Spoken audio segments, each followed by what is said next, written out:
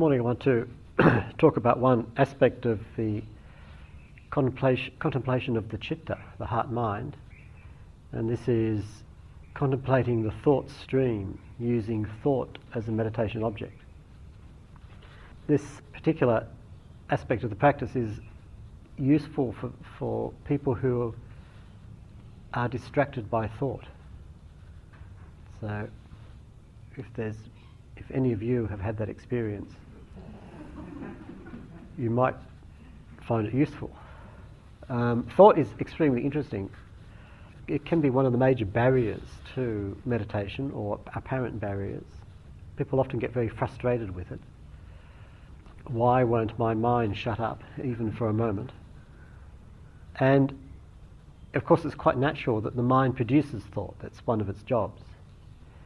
The mind is constantly throwing up imagery, like sparks from a fire.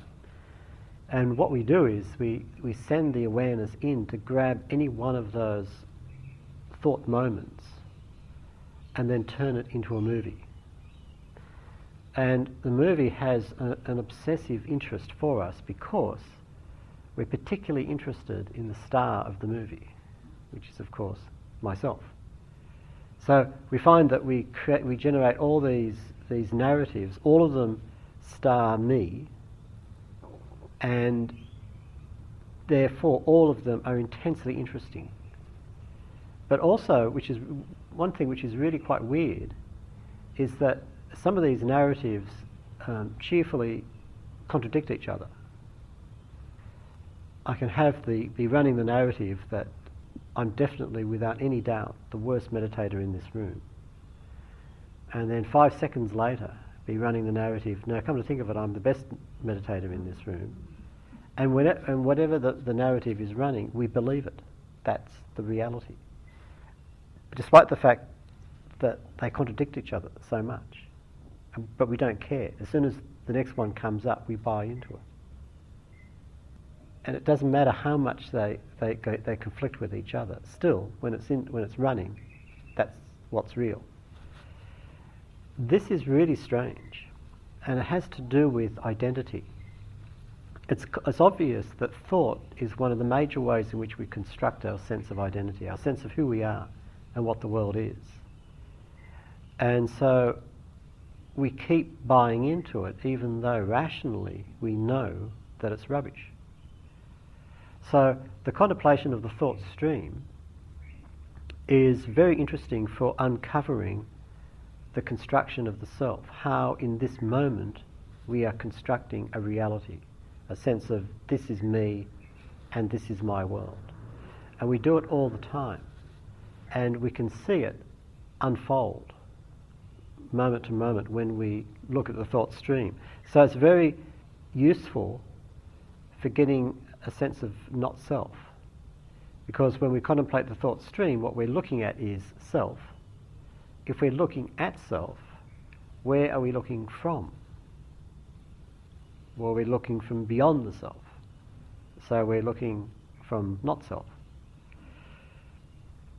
All meditation, but this particular exercise really brings out the centrality of what we could call reflexive awareness, the capacity of the mind to know itself. Now, this is a crucial aspect of the mind that characterizes the human being.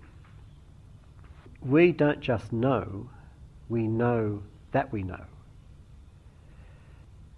So, for example, you might be driving our car, this warm sense that we have inside the car of being in our own little world, and we pull up at traffic lights, and we feel a familiar sensation, and so we raise the finger and we start prodding around inside the nasal passage to dislodge what we feel there. We're quite enjoying it, and we happen to glance to one side, and we notice that someone has pulled up beside us, and they're looking.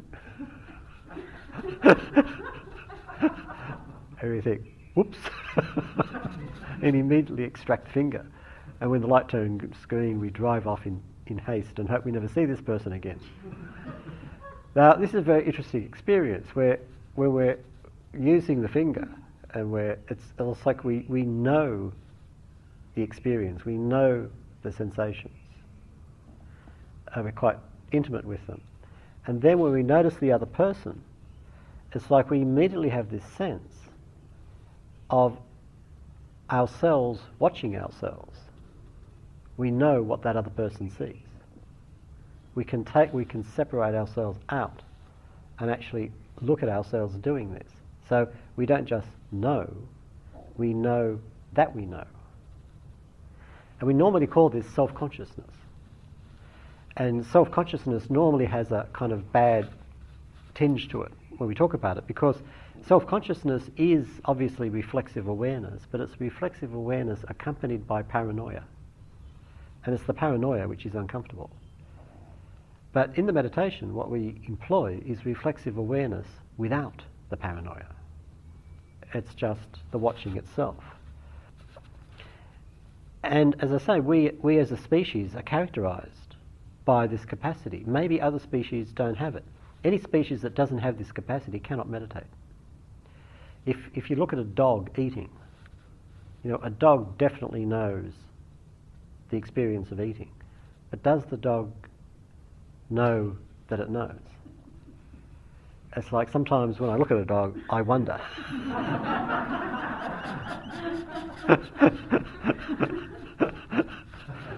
If the dog doesn't have that reflexive awareness, then the dog cannot meditate. They might sit peacefully, but they're not meditating. So it's this capacity is really fundamental to both to humanity as such, but also to this whole enterprise of meditating. We have this capacity to look back upon ourselves and to see what's going on in the mind. So we have, in this instance, the capacity not merely to think, but to step back and to watch ourselves think. Now, one of the things that becomes apparent, particularly apparent with this meditation object, is the place of location or perspective. If there's a knowing, the knowing is always located. I know from somewhere. So, for example, we all have the experience of sitting in this room. It's the same room, objectively. Yet each one of us has a different experience of this room, because each one of us experiences it from a particular place. Everybody who comes in here always heads for the same spot. So the room becomes very familiar from that one spot. You change your meditation location, it's like, oh, what's going on? It's like, I'm in a different room. I know that it's the same room, but it feels different because I'm experiencing it from somewhere else. So perspective, or the location from which we know, changes the experience, affects the experience. So, for example, hearing conversation. I might be happening to sit in a cafe, and in the table beside me are some of my friends who don't know that I'm there. I hear them gossiping about people. I hear them gossiping about someone I don't know. Yeah, I hear them gossiping about a mutual friend. Oh, this is interesting and amusing. I hear them gossiping about me. This is extremely interesting and not at all amusing. Objectively, the experience is exactly the same. But my experience of it is completely different depending on, again, perspective. When I hear people talk about someone I don't know, it's like it's far away. The whole experience is far away. When I hear them talk about someone I know, it gets closer. When I hear them talk about me, it's really close. Now, the closer it is, the more real it is, and the more powerful it is, and the more I get sucked into it. If I consider the whole situation of being distracted by thought. I might be sitting here meditating away, and in the background there's thought, but it doesn't particularly bother me. And suddenly I realise that I'm right in it, that I've been swept away by a thought, the meditation object has disappeared. One way of looking at the experience is, when I'm with the meditation object, there's thought in the background, the thought's over here, somewhere else. I'm here, but the thought's over there. But when I'm distracted, I am in the distraction, or rather, the thought is in here now. So I'm experiencing it much more intimately. The perspective has changed, and along with it, the whole quality of the experience. So when we experience a physical sensation, there's always that sense of separation, of distance. I'm here, the sensation's there. But when we experience thought, often it's I'm here and the thought's here, and it's all tangled up. And this is what happens with the thought stream because of our determination to identify with it, our habit of constructing ourselves in accordance with the thought stream. I am who I think I am. So the work in using thought stream as a meditation object is to constantly work to objectify the experience. Or it's a constant work of stepping back out of it in order to look at it. When I'm in, I am the thought stream. When I step out, I'm not. The thought stream is just a phenomenon. It's just stuff that's happening. Whereas I'm out here watching it. This is what we do in any meditation practice, but particularly working with the thought stream. The point from which we know thinking itself. We strengthen that place, that we could call it the witnessing point, or the platform, from which we witness thought. And we keep working on that and making it stronger. And it's essentially objectifying thought. One way of looking at it, there's one contemporary Indian sage, Sri Nisargadatta Maharaj, talked about this practice very nicely. He said, it's like a mother watching a child play with a favourite toy. So the child is playing with the favourite toy, and the child is absorbed in the toy, completely absorbed in it. That's our normal relationship to the thought stream. We're like the child playing with a toy, completely absorbed in the game. The mother sees the toy, but that's not where her interest lies. That's not what she's paying attention to. What she's paying attention to is the child playing with the toy. It's a bigger picture, and in a sense much more dynamic. She's watching the relationship. She's watching the whole game.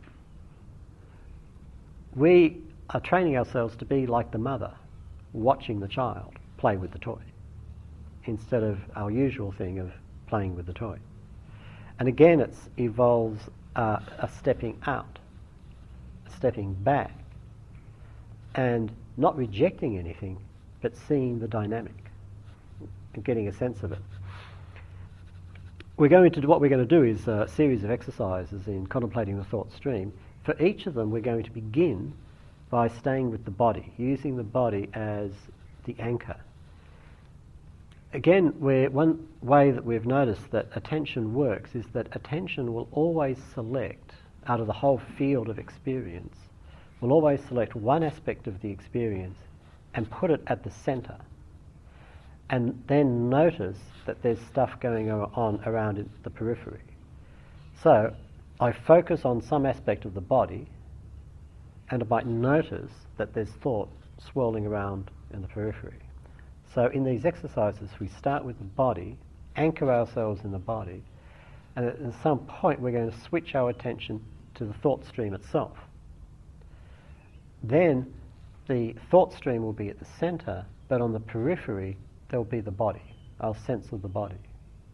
Anytime you notice that you get sucked into the thought stream, then just pull out and come back to the body and re-anchor yourself in the body, and then from there turn back to the thought stream. Any questions before we get started?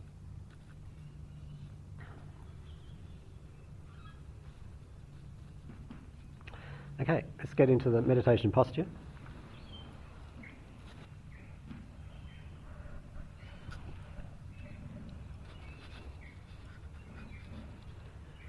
So settling into the body,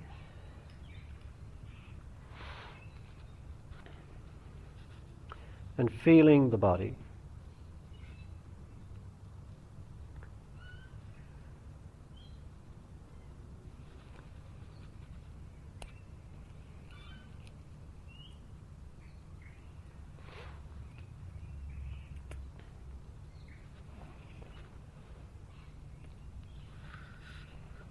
and settling into your meditation object within the body.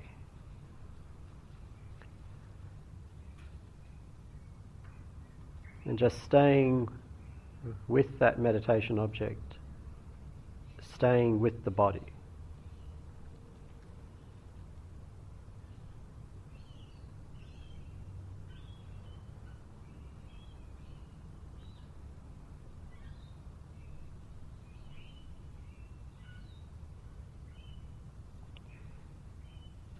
Now at this point, stop thinking. Don't think.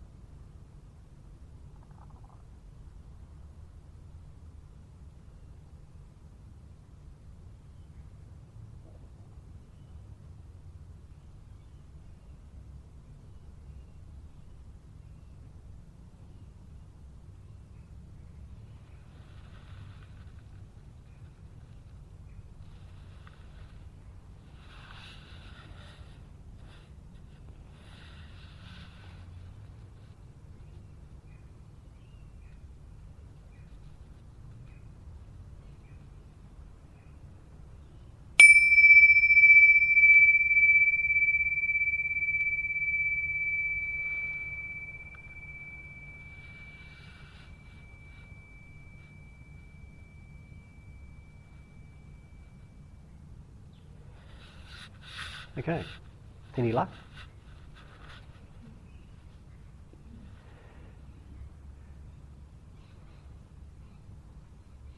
It's possible to stay with the body Mm.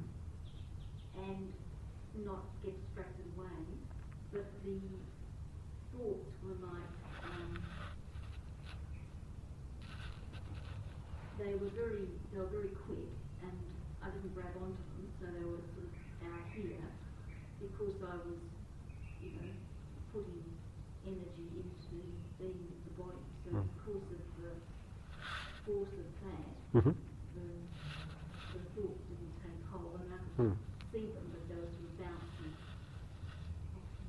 So with strong determination on the body, you can reduce thought, but you didn't actually stop thinking. No, But but you were able to keep them at bay. But of course, as soon as you would release that hold on the body, the thoughts would come rushing back. You can almost feel that squash down thing inside, and they go more and more subtle Mm. and less engaging. And at one point I started to think about not thinking, so it came in the back door. So at first you were able to suppress it somehow, but then of course the commentary comes in, that there's determination to comment on the experience, and the thought creeps in through the commentator. Yeah, and I found it created tension because I was hanging on to the breath so much. Yeah. Somehow that, Yep. and that could only last for a certain amount of time, and then I was thinking. Yep. Flying foxes, probably. It's almost physical. Yeah. Trying to get in. Yeah, but being blocked. You're thinking, like, touching, is that thinking? Of course, yeah.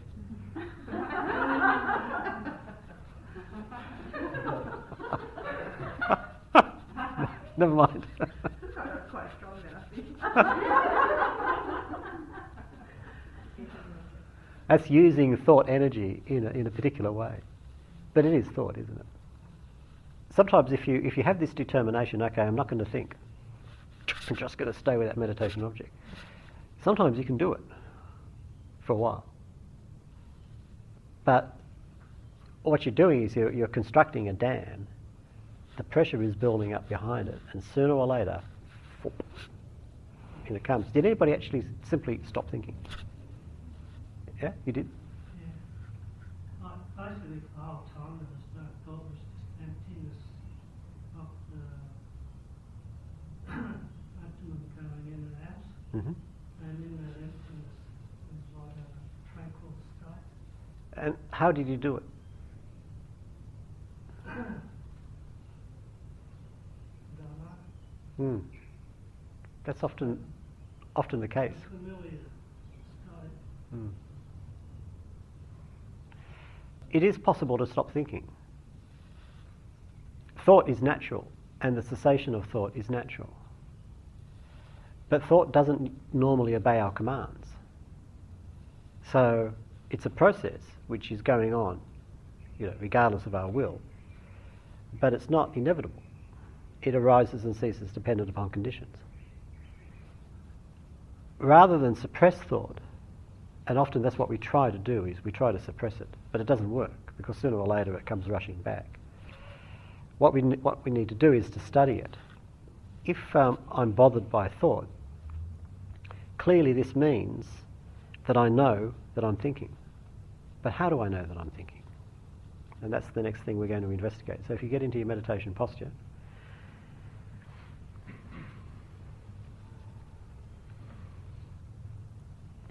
settling into the body and feeling the body.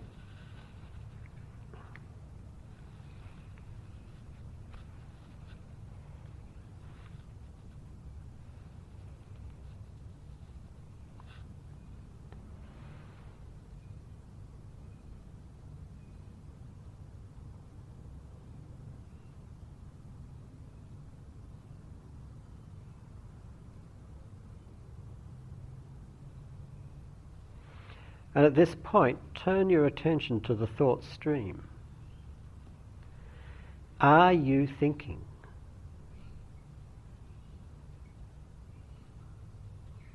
If you are, and if you know that you're thinking, then thoughts must be appearing to you in some way. How do thoughts appear? Do they appear as words?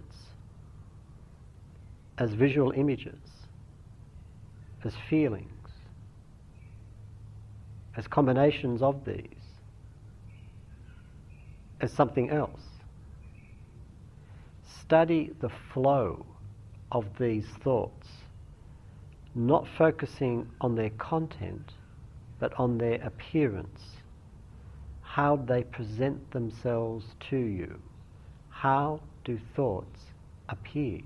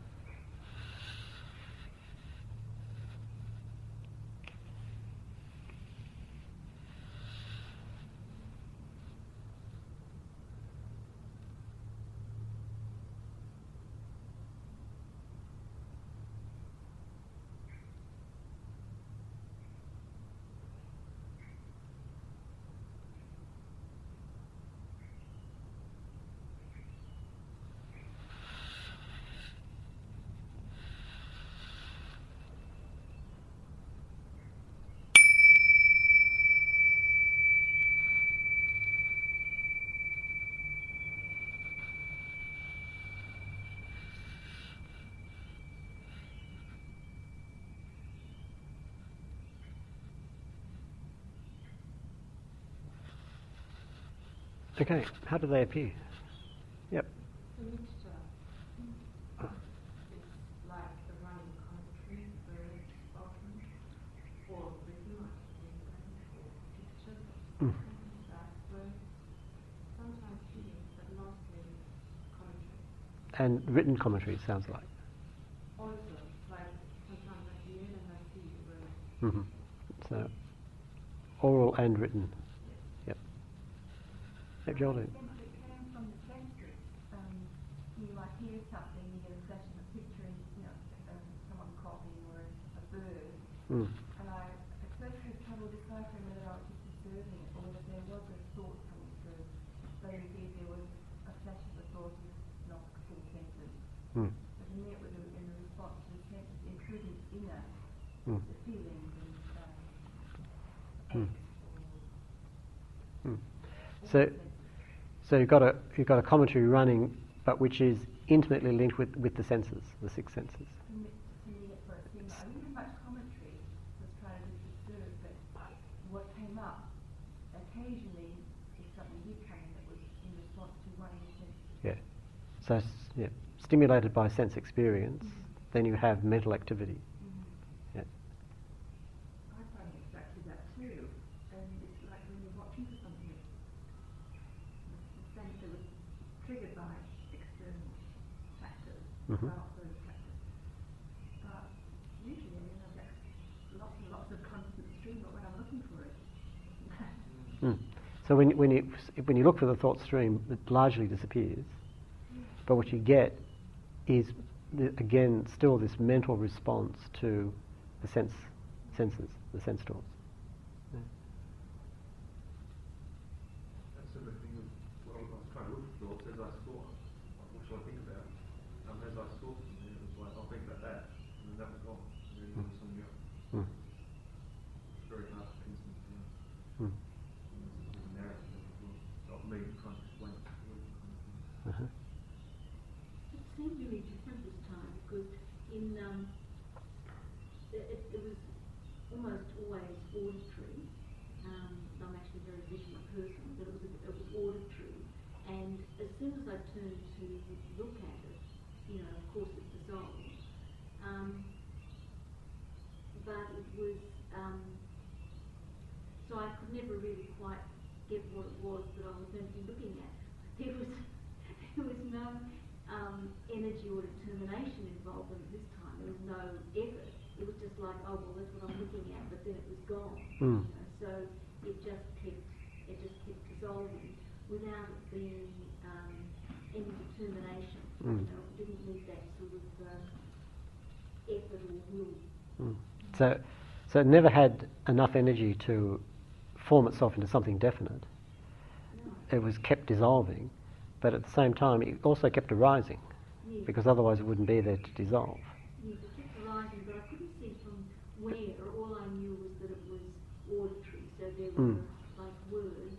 But I think if I left them form, they would have had other forms. But that was as far as they got. They were just little words.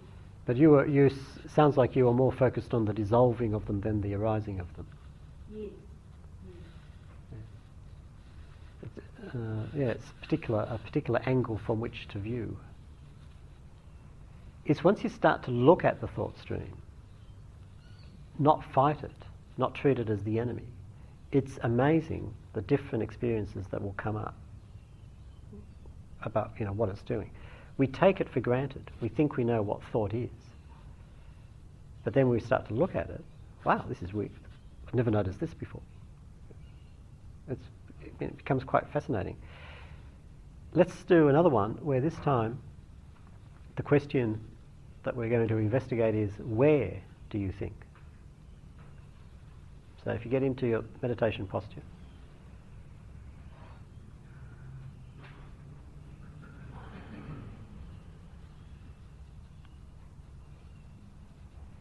feeling the body and settling into the body.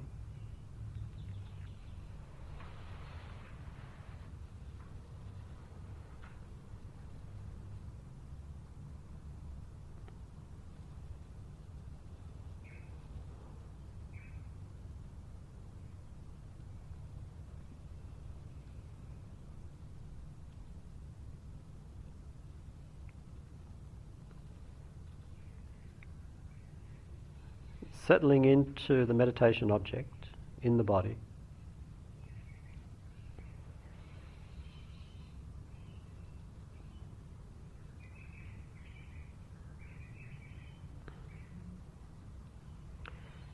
And at this point, turn your attention to the place where you think. This is similar to locating the place where physical sensation arises. But while physical sensation definitely has location, does the thought stream have location? People sometimes experience their thoughts in the general area of the head, so you may find it useful to begin there. But don't take anything for granted. Don't assume that you know, but look. Does thought have location? If so, where do you think? Is there more than one location? Does the location change? Is there no location? Where do you think?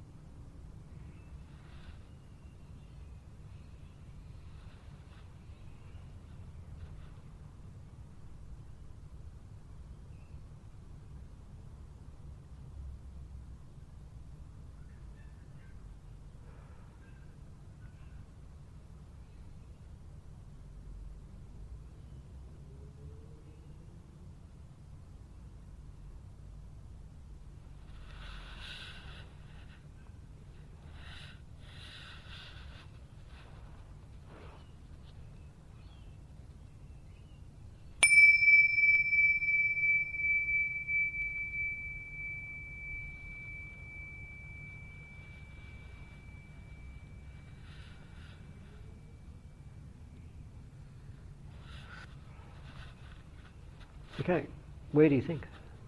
For me, it changes very much. It depends on the subject I'm thinking about. Mm-hmm. So if it's a thought which is neutral, it's outside my body. Mm-hmm. It can be quite far away.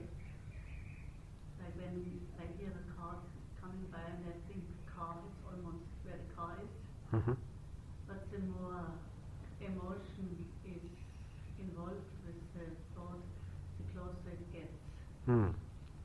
So then it's like if I think like a loving thought, it's totally in my heart. Mm. It's really in the body. Or if I think a frightening thought, it's in my whole body. Mm. So the more emotional charge there is to the thought, the closer it is, and the more embodied it is. Yeah. But generally, it's more outside Yep. the body. But neutral charge thoughts are outside the body. I can almost see Yep. But as soon as some kind of emotion almost comes out of me and grabs me. Yep.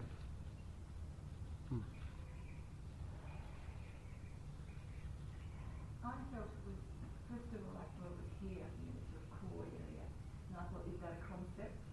And then I went wider, and to me, my whole body was a receptor, big receptor. So, as my friend said, it depends on thought, but the whole body was involved as a receptor for thought. Mm-hmm. So the whole body is involved with thought. Any particular area? Well, at first I thought here, At the base of the spine. the second third chakra Mm. area, Yep. between like the heart. Yep. And I thought, oh, is that a concept? Because it's something I've learned. And it felt very right for me. But then when I went wider, Mm. I was aware that the whole body is Mm. And when you were going wider, did you notice anything particular happening in those lower chakras, or was it just much more evenly distributed? it was more evenly distributed. Okay, yeah. And I was aware of this whole energy field. Yeah. Sort of a funny word. Yeah. And And, it was coming through. and with a receptive quality, that you were receiving sense data, and then there was mental response to the sense data. Yeah. Yeah, at first maybe I just experienced myself thoughts arising from the head, but then when I decided to investigate on that, questioning myself,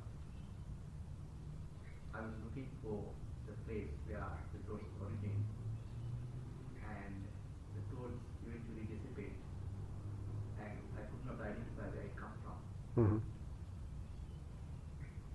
So the thoughts evaporate once you start to actually look closely for the point of origin. You try to pin it down, and it just disappears. Yeah. And sometimes thought can't stand the spotlight, and so it just disappears. But sometimes it stays, and you can see it arise. I had a pleasant, distant memory cut down on my left armpit, Mm-hmm. and I also had a feeling that thoughts died down. Mm. Mm. I felt it in my throat and mouth Mm-hmm. because it's linked with talking. Yep. It's like I'm saying it. So so you felt it in the speech areas. Yeah. What you get, of course, is a huge variety of experiences. And of course there's no one right experience. It's just what happens. You see certain patterns emerge, but the variety of experiences is immense. But it's always important, especially when working with the mind, never take it for granted, never assume that you already know what's going on, but look as if for the first time and see what it is.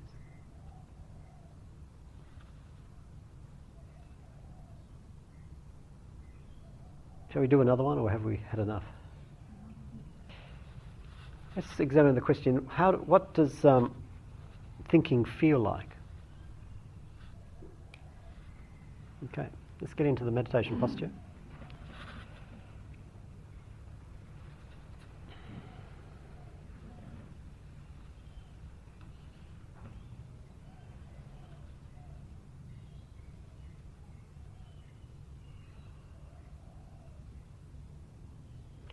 Feeling the body, settling into the meditation object.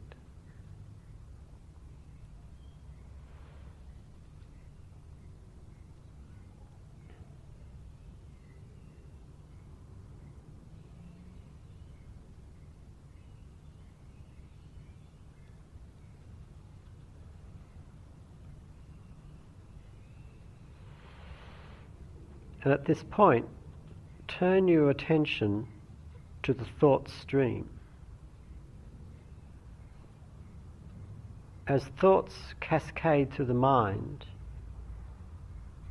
Do not attend to the content of the thoughts any more than you would attend to the details of a clock ticking in the background. Focus on your relationship to thought, how you experience thought.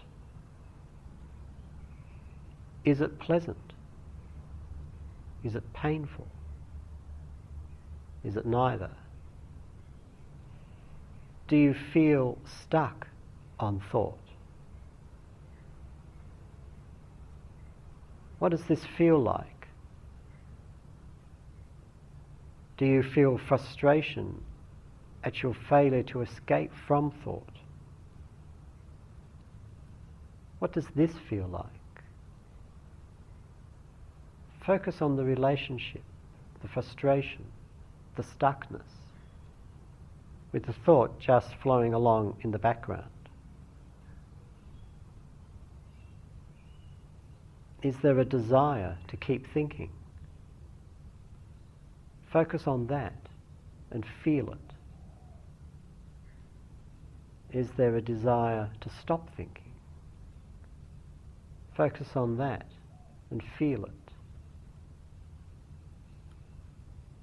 What does it feel like to be thinking?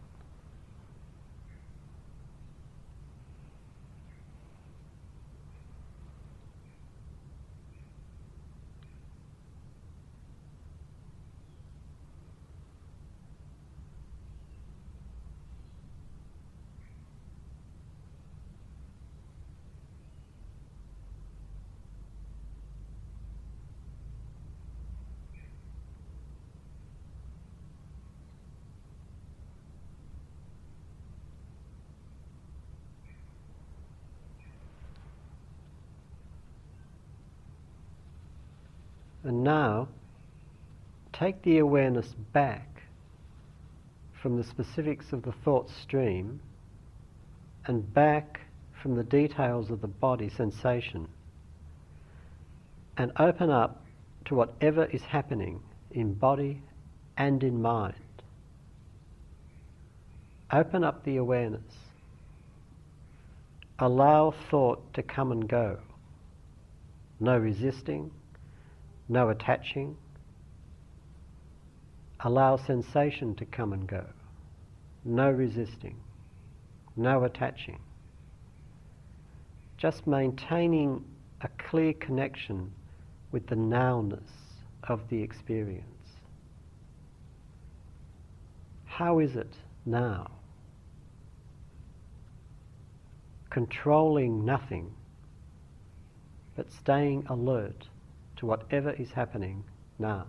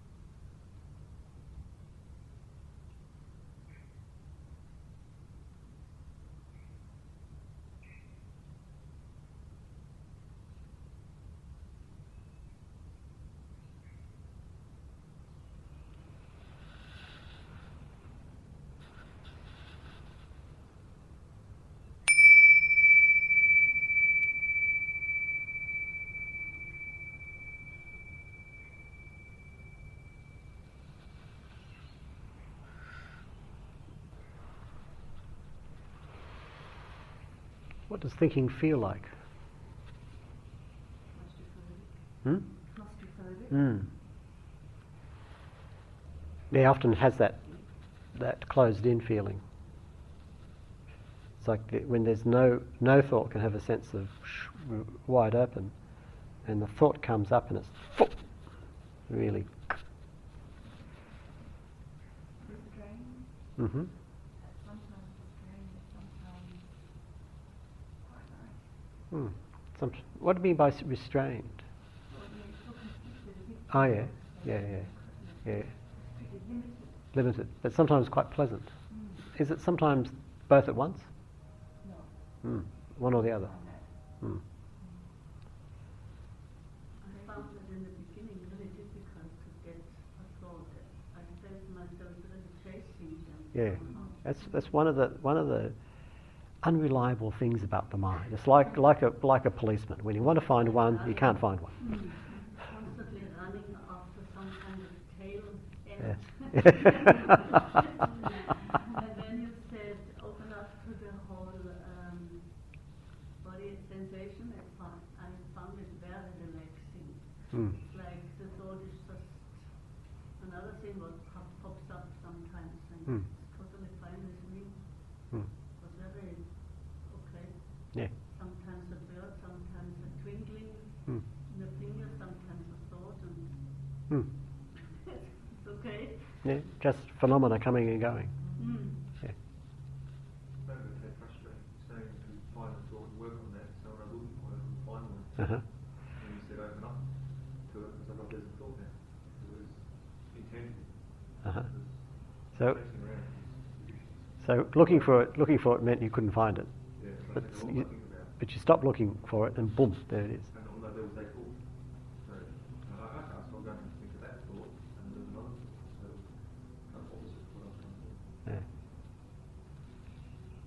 Very sneaky is the mind. Like a puppy where you say sits, it runs around. Yeah. And whatever don't you, so it sits. Wish that switch, it's a run off. There's nothing. Yeah. And of course that whole chaotic behaviour can be observed. Stepping back a bit, I didn't want to come back from it, like being in space. Mm. Very free and Mm. very enjoyable. And sometimes, again, like with these, when we go through these exercises, they can be very specific. And it shows there's, one,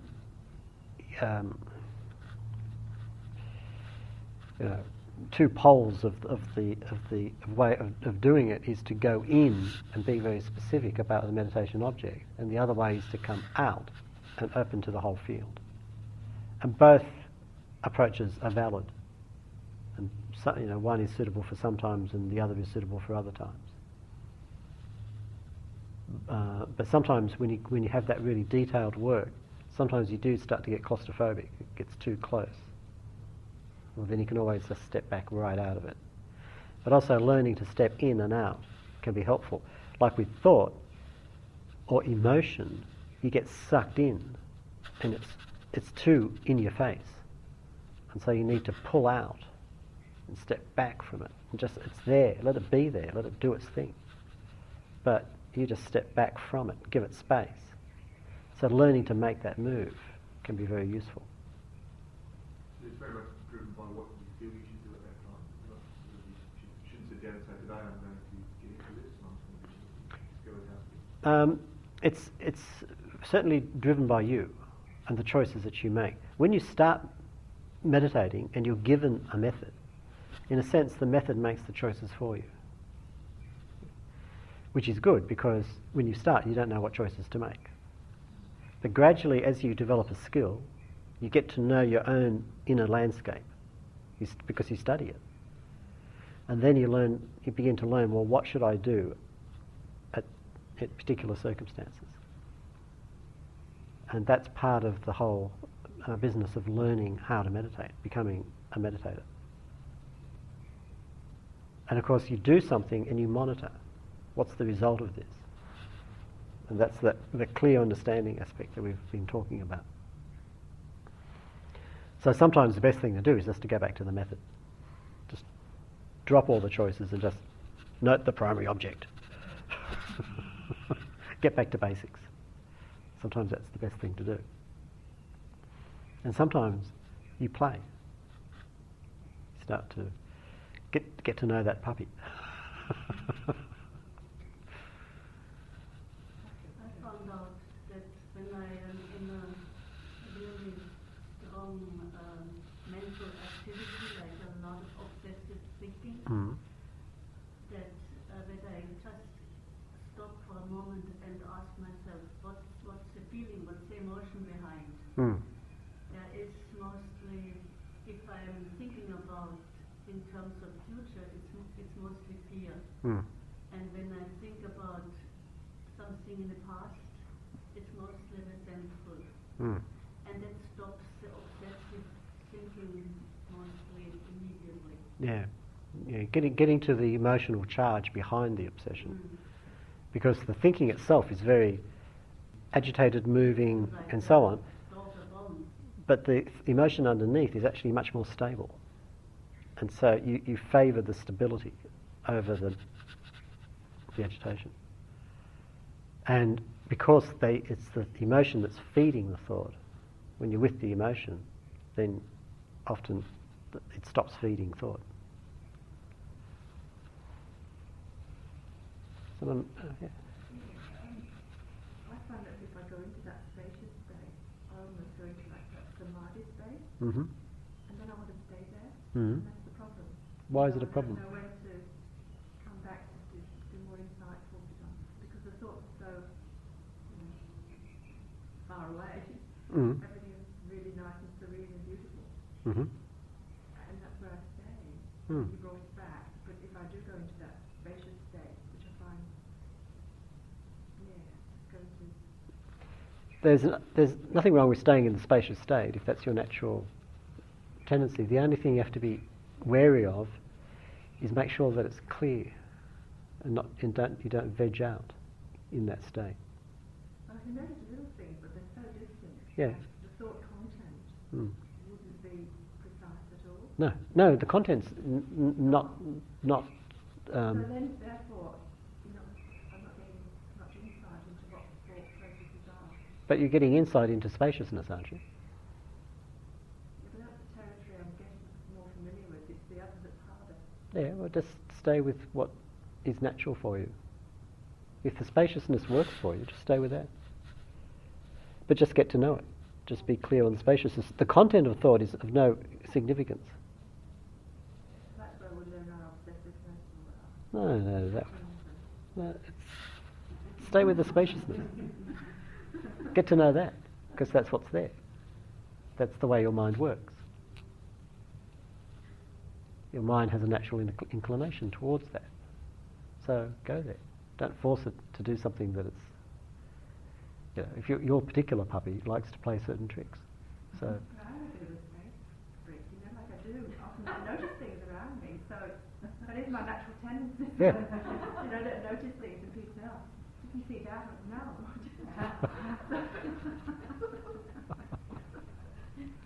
So probably, it's better for me to try and do it more precise. if you're determined to, what can I do?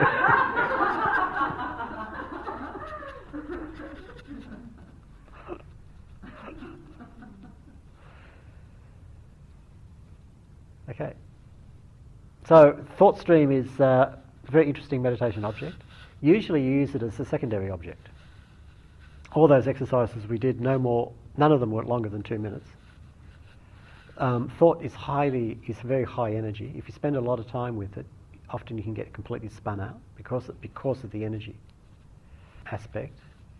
So generally you use it as a secondary object. Go in there, see what's going on, come back to the body. But moving from one to the other is very useful.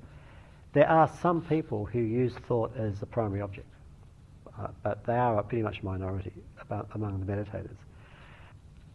Did I go there? No, they tend to go sane.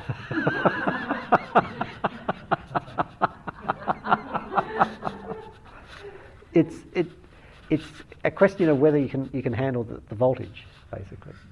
If you can, fine. But it is one of one of the dangers of working with thought stream is that it is such a high energy and disconnected from the ground, as it were, that you can get spun out with it. So if you notice that, come back to the body, earth yourself again. But the important thing is that thought is not the enemy. It is ridiculous to think that I can't meditate because I think.